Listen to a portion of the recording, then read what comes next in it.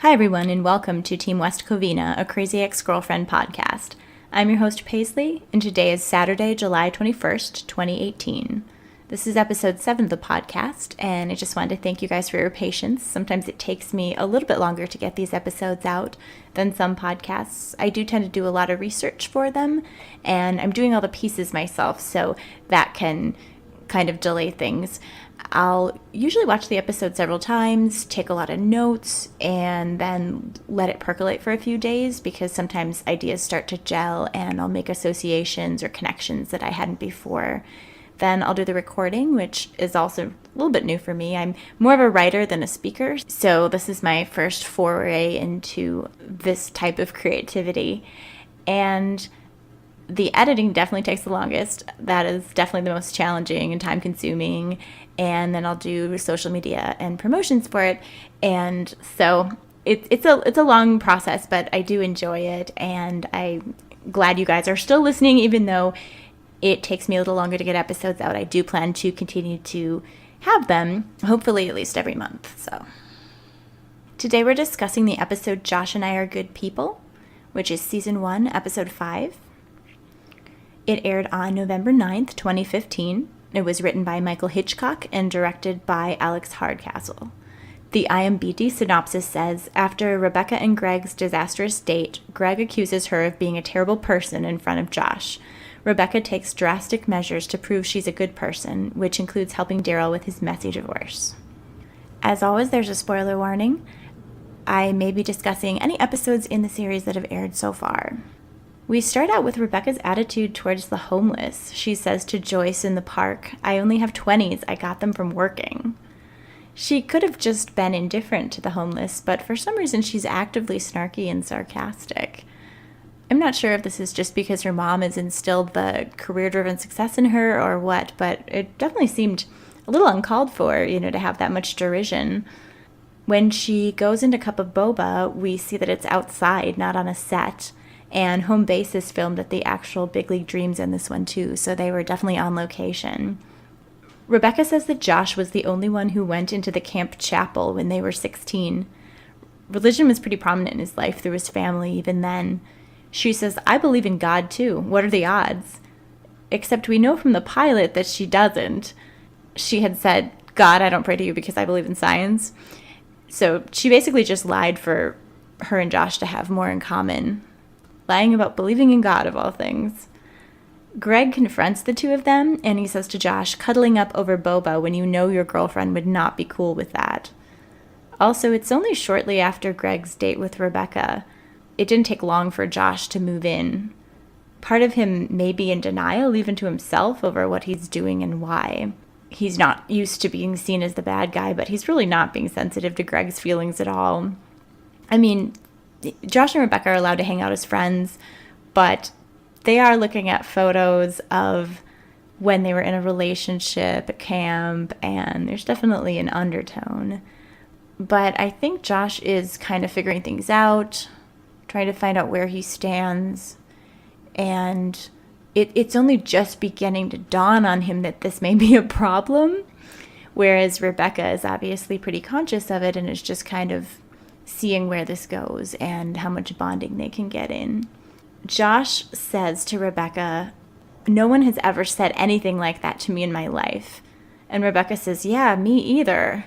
The look on her face is so great here. You can tell that she's dealt with this a lot before. She's a flashback to young Rebecca and her mom telling her she's selfish, dramatic, and weird. "You drove your father out of this house." So it wasn't merely Rebecca's own idea that she drove her dad away. Her mom planted it or reinforced it, rather than Naomi taking responsibility for her part in the divorce. When 16-year-old Josh calls her dramatic and weird, it's kind of just confirming what her mother said. But let's not ignore Josh's response to this either. He says that no one has ever criticized him like that in his life. Similar to Cheetah, my Josh Chan, Josh has no idea how to deal with people judging him, being angry with him, or not liking him. He kind of goes around with the mentality that everybody adores him normally. And he's also not expecting Greg to be that direct, I think. He's probably not going to pick up on subtle social cues if people were ever annoyed with him in the past. But Greg made it very clear, very obvious, and Josh had to either defend himself or feel ashamed. He had to respond to it. He couldn't just ignore it. Right after contemplating what Greg said, both Rebecca and Josh decide they should probably go.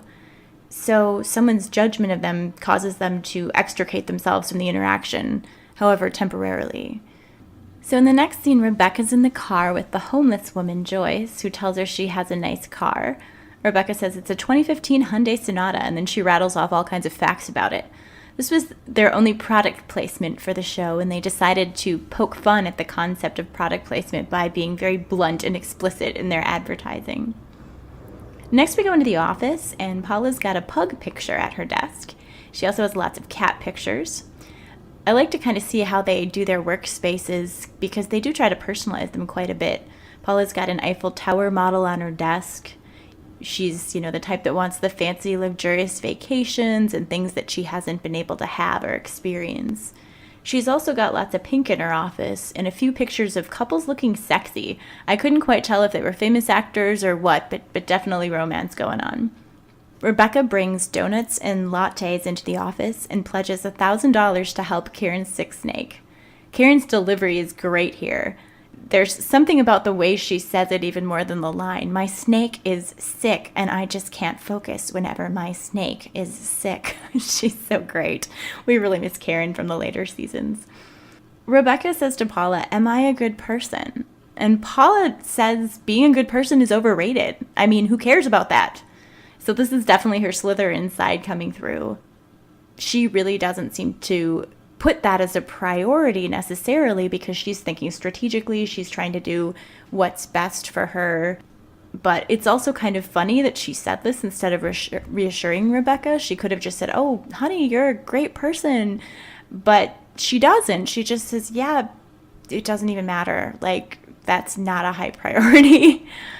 So Paula gets put in charge here when Rebecca and Daryl go off to home base. And Paula revels in this because she's never really gotten to be in charge. She's a paralegal. She's not necessarily going to be the supervisor, even though she's really capable of it. And she wants everybody to get their work done, and nobody's really doing that because Daryl's kind of a chill boss. And this little interaction reminded me a lot of my friend Daisy at her shitty job. She was so Paula, and I could just see her reacting to this scene and identifying with Paula so much because this is something she would have loved to do. They really put her under stress when she worked for the newspaper, and they had her working 3 jobs, other people's jobs. They had her do like the whole layout for the paper when she'd never even been trained on it, and she was not appreciated by her superiors. She had a lot of like infighting with the people that were below her and a lot of passive aggressiveness, and her job actually like made her sick. She ended up getting Crohn's and colitis, and a lot of it was from job stress because she was there like 60 hours a week. It was supposed to be temporary overtime, but it lasted for years, and it just really got to her, and I think it contributed to her illness. And her illness is kind of part of what led to her death because she was on medication that caused her to have a blood clot. And so basically none of that would have happened if she hadn't been driven to this because of the stress.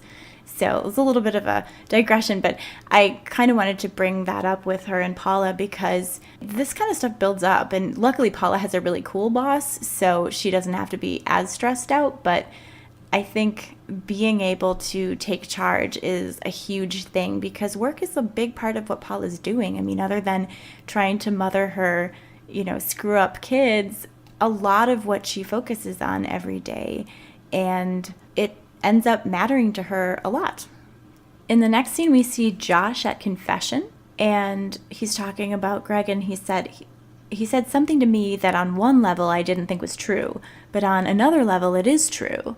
So like 2 things are going on in my brain right now. He's saying this about being attracted to Rebecca, although I thought it might have been about him, quote unquote, not being a good person too.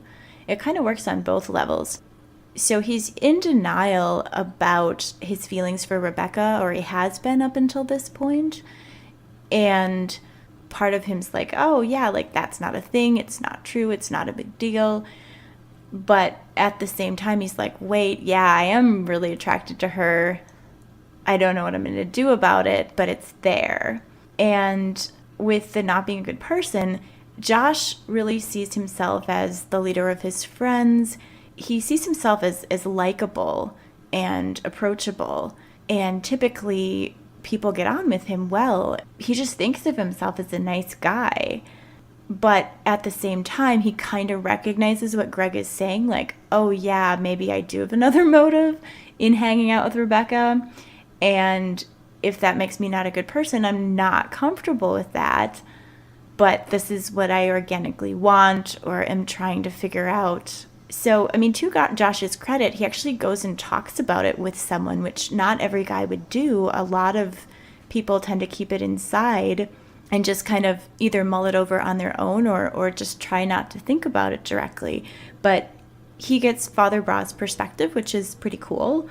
And Father Brah says, let's take this to a higher court. And then they end up on the basketball court. I thought that was a great transition. Josh tells Father Brah about Rebecca and says, she believes in me in a way that nobody else does. That's a huge thing for him. Josh likes Rebecca in part because of the way she makes him feel about himself, which is probably true in all relationships to some extent, but you do have to question how much of his interest in Rebecca is her and how much is how she makes him feel about his own self and identity and where he's going in life and what he could be. She sees him as an ideal, and Josh kind of buys into it. He's like, oh yeah, I want to be who this girl thinks I am, And she tells him, she thinks he can do anything. She's really impressed with his talents.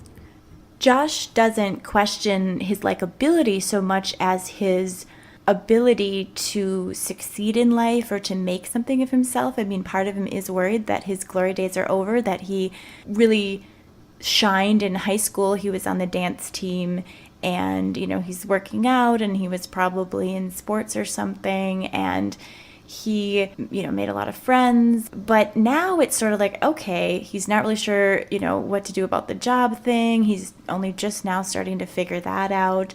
And he doesn't really know where his life is going. It seems pretty ordinary in that, he's going to settle down with Valencia and have kids. And then what? So Rebecca believing that he could actually do something a little more unique or unexpected is kind of like a perspective he hasn't even had on himself. He doesn't really believe in himself that much. In the next scene, we see Rebecca talking to Daryl, and Daryl has some interesting fashion sense in that he wears cowboy boots and Western belts, but he also has all this Native American stuff in his office. So I'm not sure if that exactly goes together or if they're a little different from each other, but it's kind of a fun little quirk of his. We learn that Rebecca's going to give up on Daryl's case when she finds out that Greg went home from the bar. She's so obsessed with and focused on her own objectives. She doesn't really care to be there if she can't make it look to Greg like she's doing something helpful and good. She just packs it up like the performance is over. When Daryl's talking about his daughter Madison and how much he doesn't want to lose her, Rebecca says, maybe it's because my father's an abandoning coward, but I feel like you should dial back the whole daddy-daughter love thing. It sounds a little like Amber Alert. So this is clearly Rebecca projecting, especially after what we learn in second season about Bex and Silas. She's probably a bit jealous of how much Daryl loves his daughter and is fighting for custody. We know there's some kind of Freudian thing going on in Rebecca's head that she's dealing with. We don't know exactly to what degree, but when we see Rebecca and her father practice the dance that they were supposed to do at the wedding, the dance instructor thinks they're a couple, and there's this like really awkward moment where Rebecca's kind of focused on it a little too much. And she also kind of brings this up when she's singing the song, Maybe She's Not Such a Heinous Bitch After All, about her mom.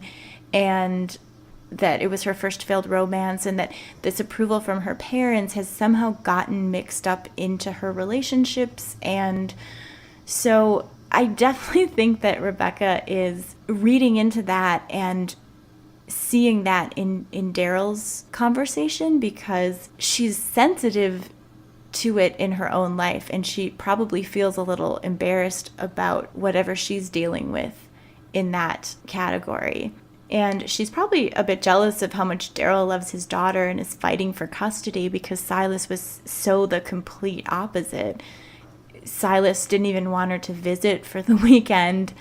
And the idea of her dad fighting for custody so that he could be with her every day is just so foreign to Rebecca. She sees that other dads are actually doing that, and it makes her feel really bad, because for such a long time she wanted her dad to love her enthusiastically, and other girls are receiving that love that she's not, and it just makes her feel doubly rejected. And Daryl's song actually moves Rebecca to this natural inspiration to help him, and that's like the first time that she's actually connecting with what's going on in his life and how much Madison and Daryl could benefit from her help, and how even though she can't necessarily change what happened in her own childhood, she could help this other family to make sure that kind of damage doesn't occur in Madison's life. Then we're back to the office, and Paula is storming over to Tim and going, "You are not Don Draper!" It's such a great line. Tim's got like alcohol all over his desk, and he's got suspenders on throughout the episode. And the first time we see him, he's got playing cards suspenders on, which is kind of funny because we know now that they have those work poker games. And Tim ends up telling Paula his backstory with Daryl. He says, "I came out to LA for a convention. I met Daryl at a strip club. We had a night we swore we would never speak of again. I gave him some fake documents and he never noticed." So this was probably right after Daryl got divorced. I don't think Daryl would like normally go to a strip club per se, but he's probably like feeling blue and doesn't know what to do, and might have been drinking a little. And he and Tim probably had like some kind of an emotional night, because you imagine Tim and his wife are not always doing the best either. So Daryl and Tim might have had like some sort of like drunken bonding night. And Tim says, "I've been with the firm ever since, watching my long O's and pretending not to like hockey," which is a great line. I think I missed that on the first watch because you're so focused on what else is going on. But there's a lot of interesting backstory here. And the night we swore we would never speak of again. I feel like there's got to be gay fanfic written somewhere about Daryl and Tim now. You can find everything on the internet. So we actually learned from Madison that Stacey goes to a motel with her boss. So I was wondering, how does Madison know that her mom was with her boss? She found it out on the iPad, but I don't think it gives that much information about where Stacey's boss is. We do learn that Stacey was sleeping with him for the whole 5 years that she worked at that place. So Daryl is basically finding out that she was cheating the whole time in the middle of the custody process. So this is a huge blow to him. He's already like worried he's going to lose his daughter, and then he finds out that not only are they getting divorced, but this was kind of a sham, and he says at some point that he thinks his whole life is a lie, and it feels like it was time wasted, as far as the relationship goes. And in response to this, when Daryl confronts her about cheating, Stacey says it's because Daryl talks about his feelings all the time and cries at cat food commercials. She's citing feminine associated things. And first of all, obviously this doesn't give her license to cheat on him. But it's interesting that that's what she provides as her reasons, because I think Daryl's already kind of sensitive about that he knows he's not like a lot of guys and he doesn't fit that macho stereotype. And so to hear that those are some of the reasons she left him has got to be pretty devastating. At the same time, there is the whole idea of you can't help who you're attracted to, and there are people who are sometimes tend to go for like more beta partners, some go for more alpha partners, some might go for people in the middle. You might prefer alpha or beta differently depending on if you're dating a different gender. It's terrible the way it comes out with Stacey because she's just rude about it and mean about it. But there is, unfortunately, something to be said for that. That is like a natural thing that happens. So I have a friend who tends to go for beta guys. She's straight, and beta guys are typically her type. So she might fall for people who are a little more sensitive or a little more go with the flow. They might be artsy. I mean, alpha or beta, you can be artsy on either side, but they are comfortable expressing their feelings, or they're just shy and their feelings don't come out very easily. And they are comfortable with her taking the take charge role. She's naturally more of a tomboy, and she's pretty opinionated. She's had some anger issues in the past. She has some interest in maybe a little bit more of traditionally masculine interests and hobbies and stuff like that, so she can kind of relate to guys on that level. And for whatever reason, that balance of roles seems to work for her. It might not be the same for everybody, but in her case, that's what she tends to like and go for. So it's not like it's impossible for women to go for beta guys, but some people are really not attracted to that, and it's not exactly something they can help, but it is definitely something to be tactful about. And Stacey is acting like it's a criticism of Daryl when it's really just a personal preference of hers. She is acting like it's something he's done wrong or something that's his fault, and it's just so uncalled for in the moments. That's not a defense of anything. It certainly doesn't give her the right to cheat on him or lie to him. But I think Daryl probably takes that into consideration when he's later exploring his sexuality and figuring out where he's going to go from here. We learn that Madison has a YouTube channel called Snaily Sitters Club. And it's always kind of funny to me to think of like young girls having YouTube channels. I mean, of course it happens now, but it's still odd to think of them like putting themselves out to the public and, you know, maybe leaving a lot of embarrassing things behind them in real life. I can't imagine if like all the little things I did creatively at 9 or 10 were on the web for everyone to see. But she's pretty independent and she's handling things, and she's doing pretty well with her snails, all considering. Rebecca gets temporary custody for Madison, and she strides into home base feeling pretty good about herself. And this is when the fantasy number "I'm a Good Person" comes on. I think it must have been a lot of fun to film. She dunks the $300 mic, steps on the table, throws food, wipes her hand on the server's shirt, doesn't save someone who's choking. I like how the dancers in the back start like half-heartedly doing the monkey along with her because she's got a knife and they just want to follow along. What we're watching here is an exaggeration, kind of a parody of someone who believes or wants to be a good person but can't pull it off. It's funny because it's over the top and is not necessarily literal. I mean, the thing is, some people might realize what they're doing, but Rebecca's not very self-aware in this moment, and she actually kind of sort of believes that she's a good person now and has proved it, whereas we recognize that it's more complicated than that, and so we get the joke. And if we were put in a situation like that where we were trying to prove ourselves, we'd probably be a little more aware of it and able to kind of laugh at the parody, whereas Rebecca kind of like takes it at face value and is like, okay, Greg, I'm a good person, so everything's okay now. They end up in the back room and Rebecca practically takes her clothes off. It's definitely a lack of impulse control, and that comes up a lot later on in season 3 when they talk about borderline, and some of the symptoms or things that might happen is a lack of impulse control. It seems like she's doing this to reconcile with him more than because of any attraction towards him. I mean, not that she's not attracted, but she's almost doing it business-like, oh, okay, this will fix everything. Here, let me just take my clothes off. It's fine. So Greg is really, really confused. He says, I'm supposed to forget what happened because you took a case and got some guy temporary custody. And all Rebecca hears is the word temporary. She says, temporary, I get it. And Greg's like, I don't get it. She thinks she can solve it by making it permanent custody. She's constantly looking for a way to solve the issue, even if it doesn't have any relevance back to the original situation. Rebecca seems to want to be able to do anything that allows her to be proactive and potentially fix things. She seems to feel okay and be able to ride that driven purpose high until she can't anymore. As long as she can run around and do something proactive and do something that might potentially make it better, she's okay.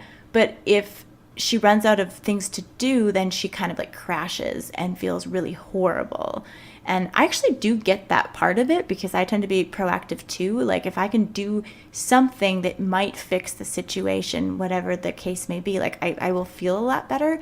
But when I get to the point where I'm okay, I've done everything I can do, I don't know what to do now, you feel helpless or hopeless, because now you just have to sit with it.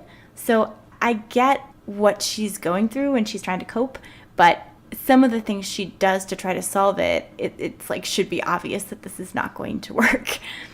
Rebecca's also willing to do something illegal and get someone else arrested just to prove a point. She's being a bad person in order to prove she's a good person. It's all about how it appears rather than how it is. And in the next scene, can we just acknowledge that Josh has mannequin fantasies? Where did that come from? I'd forgotten he said that, but, and he's so just forthright about it. He's well, this happened, and then I thought about that mannequin. He's just so, yeah, I know that wasn't great. Sorry, Father Brah.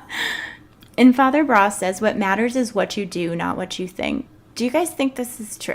I think on a lot of levels it works. That is, you can't really help what you think, for one thing.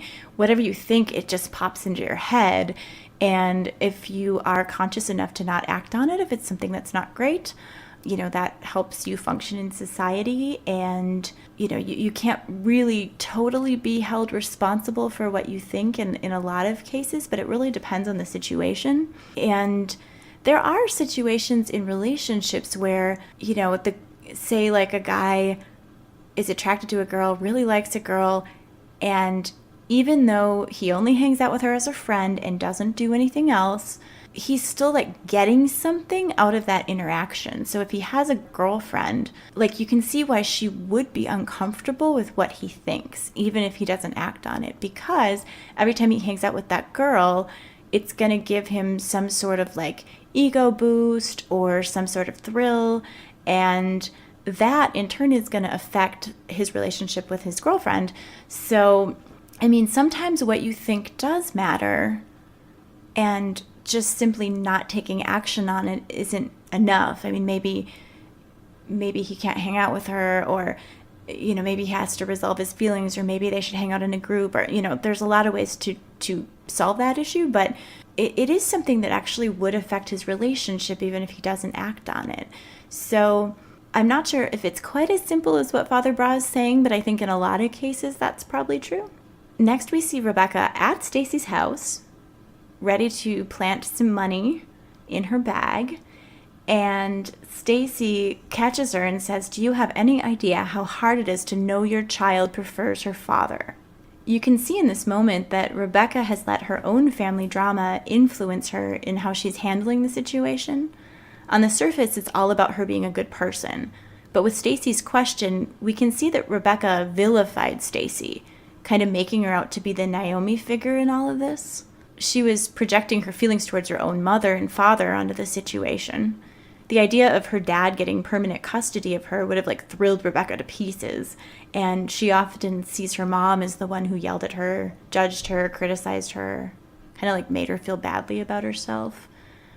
Rebecca says she has low self-esteem, lack of a maternal affection, and a predisposition for anxiety and depression. Rebecca says, because of my lack of any parental validation, I always seek outside validation in others. So she comes to this realization, and Greg in this case is more of a parental figure in comparison to Rebecca and Josh, who in many ways are like children, as we've explored in other podcast episodes. Greg isn't perfect either. He's got his own issues, but he has a type of maturity, and he's pretty astute in his observations, and that's something that Rebecca and Josh don't always have. So he is someone that Rebecca could kind of look up to a little bit and think, well, if Greg doesn't think this is cool, maybe I should second guess it or rethink it. Madison calls Rebecca the crazy lady. And Rebecca says crazy is a pejorative term. It's an overgeneralization of a number of disorders. And I think that's a really important point, especially since season 3 later deals with mental illness head on. We do throw the word crazy around like a lot. I remember being in high school, and at the time people were still saying that's so gay, or to mean that's so lame or bad, or whatever the case may be. And it was a lot more common to hear at that time. And this is kind of the same thing, but like more pervasive, because we do use the word crazy anecdotally in layman's terms, or, oh, she's so crazy, or, oh, this is such a crazy situation. And crazy originally, like, you know, it had that connotation with like mental illness and mental institutions, and, you know, wrapping up all mental illness in that crazy label. And, you know, there's so many different kinds of mental illness, and they're all different, and they're normally affecting a subset of your life, and it's not completely, totally who you are. It's just a part of who you are, and it's something that you're dealing with. It's not your whole identity.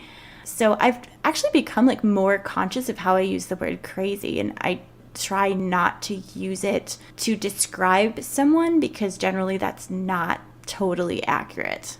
Back at the office, we've got another scene with Tim, and we see his suspenders are alcohol glasses this time.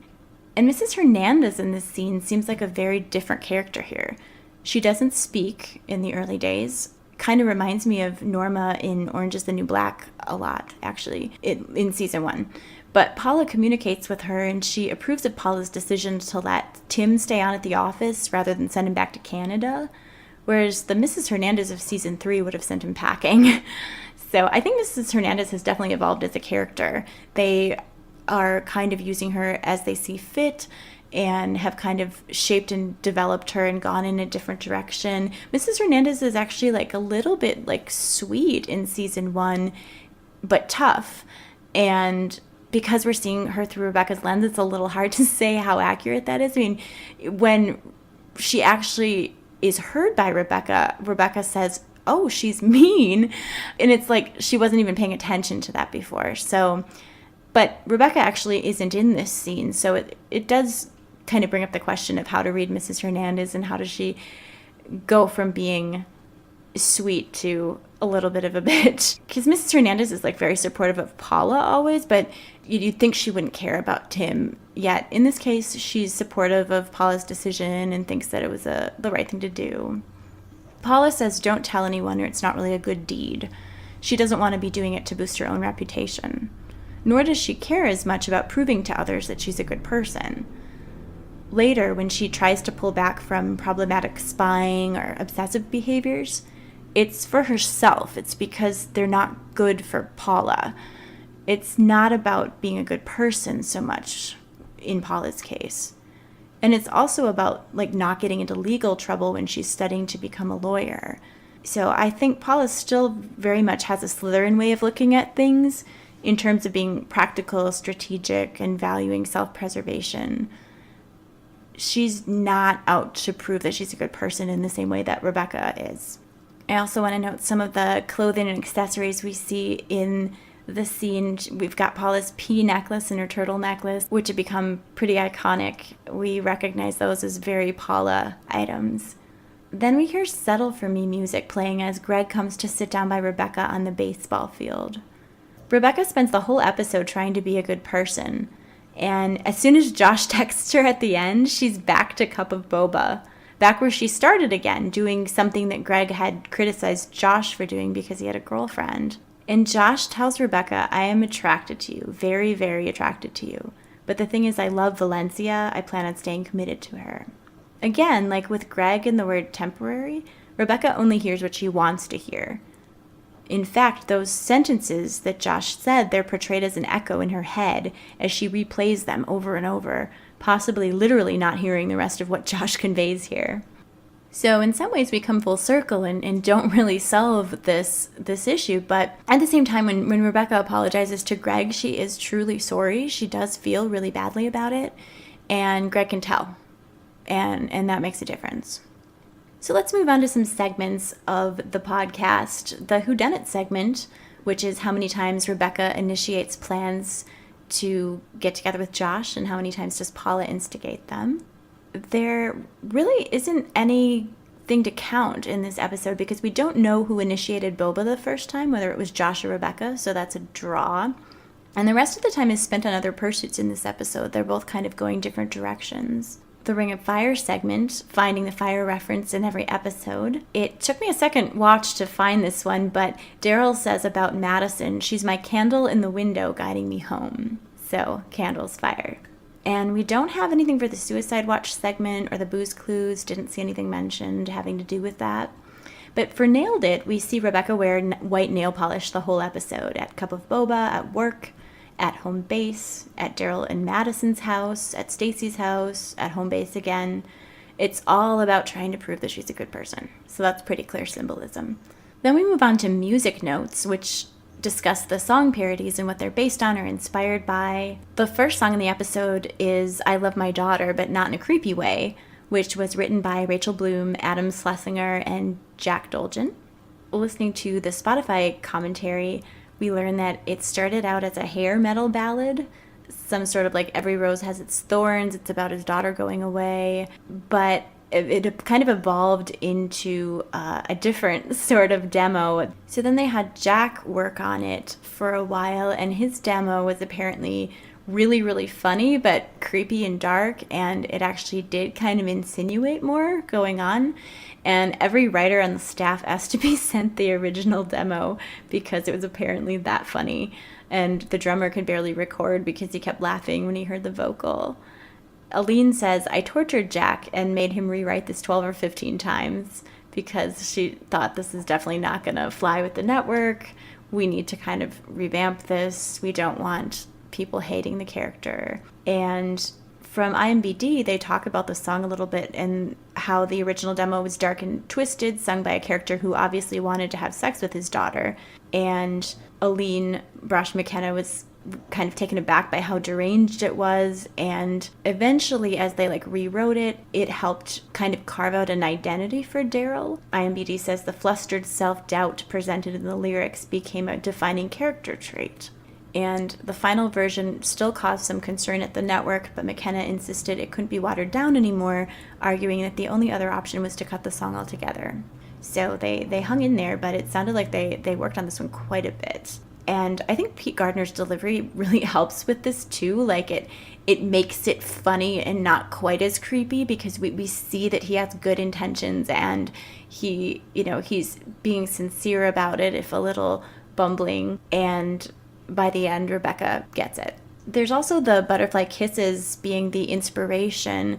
I took a look at the music video for that, and in the original, a little girl has bare feet on top of her dad's shoes while dancing, which they mimic in Crazy Ex-Girlfriend.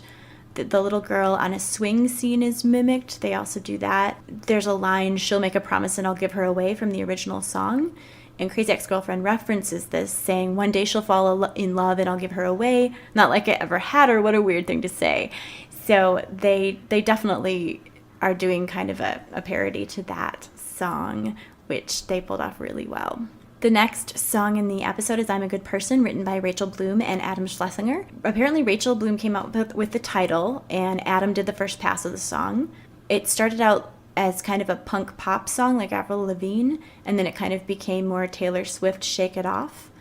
And the actors who played the Girl Scout girls in the scene wanted Rachel to hold the knife to their throats, but she thought that was going too far and would just make viewers hate Rebecca too much. And then there's also an explicit version of I'm a Good Person on YouTube, and with lots more dirty references, basically. So we've got a lot to draw from those. Those were two, probably tough songs to get passed through the network in the way that they originally wanted to do them. So discussing the theme of the episode, this one is actually pretty straightforward and, explicitly spelled out. In trying to be a good person, Rebecca basically becomes a worse person. Just like how in the last episode, in trying to make healthy choices, she ended up making terrible choices. it seems to be what's happening because Rebecca's trying to force something that isn't organically there at that moment. She's also seeking all this outside validation as if it would provide her with inside validation, when I don't think it really would. Even if Rebecca convinced the world she was a good person, I don't think it would be enough if she herself was struggling with some of her actions and choices. In this episode, all three main characters, Rebecca, Josh, and Paula, struggle with decisions that involve choosing whether to be a good person or not, and what that really means. Some people on the other side of the political spectrum might say Paula's a good person if she reports Tim to the proper authorities and upholds the law. It can be relative depending on your perspective, but in Paula's eyes, she's doing right by Tim's family by letting him keep his job. So let's look at the poll results from last podcast episode.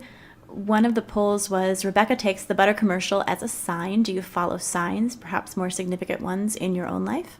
0% said always. 14% said never. 22% said rarely. And 64% said sometimes. So a little over half sometimes follow signs. And I would probably agree with that as well. The other poll question was, during the Taco Festival episode, on your first watch, who were you hoping Rebecca would get together with? 7% said Josh, and 7% said Man Bun's Taco Fest guy. So interestingly enough, as many people wanted Rebecca to get together with the taco guy as they did for her to get together with Josh, even though this was just a kind of a one-off episode. 22% said no one. Even that early on, they didn't want her to end up with anyone that they were meeting so far. And 64% said Greg, which is, of course, the direction the show was leading us in, wanting the viewers to vote for her and Greg, because this is the trope of her falling for the nice guy in the end instead of the charming one. But, of course, the show is actually not going to take us down that road either. Then we had the podcast questions and any other listener comments about Crazy Ex-Girlfriend. We had a comment from Winnowing Wins on Reddit. They say, I think Rebecca jumped to settle way too fast. I think of settling as staying with someone even after knowing they're not the one. If you haven't even been on the date yet, how do you know?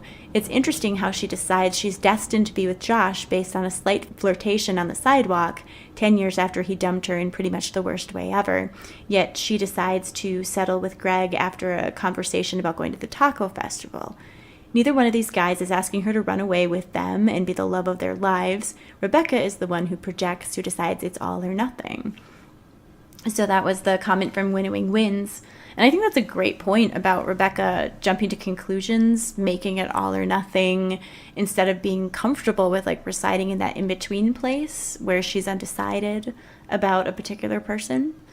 And sometimes, it's necessary to kind of explore and experiment and get to know somebody before totally calling it. And Rebecca's already idealized Josh from when they were teenagers, and so to her it's so much more than a flirtation on the sidewalk, but it's all really coming from her. I think Winnowing Wins is right that she's just projecting all of that, but she's placing a great deal of importance on it. And I know when I did online dating, I would purposely go on more than one date with each person unless I absolutely wasn't feeling it. If it was at all ambiguous or I hadn't made up my mind yet, I'd meet up with the person in a couple different situations to see more sides of them. More often than not, my gut feeling was correct, but I didn't want to rely completely on that because it can be kind of hard to separate intuition from snap judgments. And sometimes it takes a while before feelings of attraction develop. So it's a lot easier to be on board with Rebecca and Greg later in the season when they've gotten to that point and she's actually given it time. I mean, right now, she's not into Greg enough. It still feels like settling, whereas that potentially changes as we get to the end of season 1. Although I do think that's a little bit debatable as well. So the new poll question for this podcast episode is favorite supporting character in Josh and I Are Good People, because we do see quite a lot of supporting characters in this episode. The choices are Tim, Madison, Father Brah, or Mrs. Hernandez. And Twitter only gives me 4 choices, so unfortunately I can't put in Joyce or any of the other supporting characters like Jim. And the podcast question for this episode is, why do you think Paula both finds Greg sexy, yet simultaneously is very against Rebecca ever dating him? She even gets to the point later in the season where she says she doesn't care who Rebecca dates as long as it's not Greg. We hear one of the first times she mentions that Greg is sexy at the office. She says that to Rebecca. And so I love to hear listeners' thoughts on that. If you guys are able to rate the podcast or review the podcast on any of the apps that you use, that would be a great help. It bumps the podcast up in search results. People will see it closer to the top, and it will help us get more listeners. So thank you to anybody who's already done that. It really is a huge help. It's a big part of the way it gets promoted when somebody's just searching for Crazy Ex-Girlfriend stuff. And you can reach out to the podcast or start discussions on Facebook at facebook.com/Team West Covina, Twitter at Team West Covina, or Instagram under Team West Covina. You can also email me at paisley.podcasts@gmail.com. That's it for this time. Thanks for listening.